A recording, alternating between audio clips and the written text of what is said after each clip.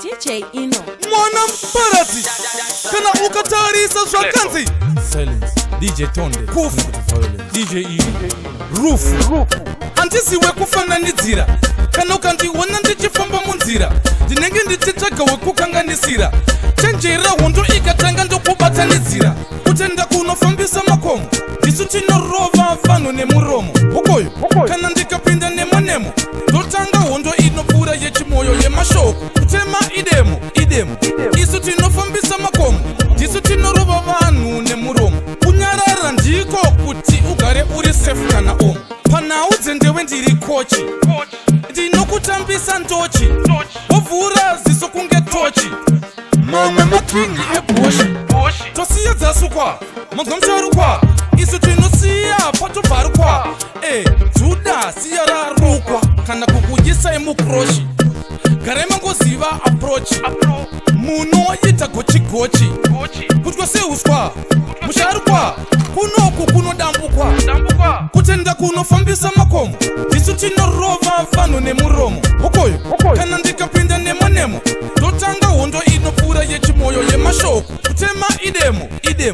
isu tinofambisa makomo ndisu tinorova vanhu nemuromo kunyarara ndiko kuti ugare uri safe kana omo vanenge vachirota ngonono manje vachagara vauita mutonono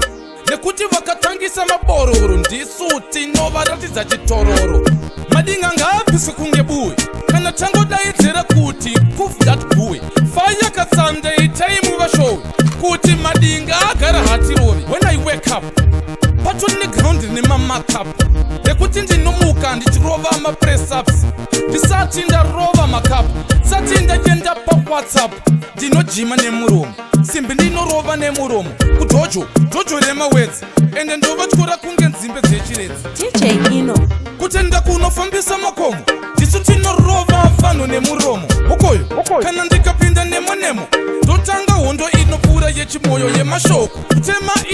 idemo isu tinofambisa makomo ndisu tinorova vanhu nemuromo kunyarara ndiko kuti ugare uri safe kana omo panhau dzendewe ndiri kochi ndinokutambisa ndochi wovhura ziso kunge tochi mamwe makingi ebhoshi tosiya dzasukwa magomsharukwa isu tinosiya patobvarukwa juda siya rarukwa kana kukuyisa emukroshi garai mangoziva aprochi munoita gochigochi kutwa seuswa musharukwa kunoku kunodambukwa kutenda kunofambisa makomo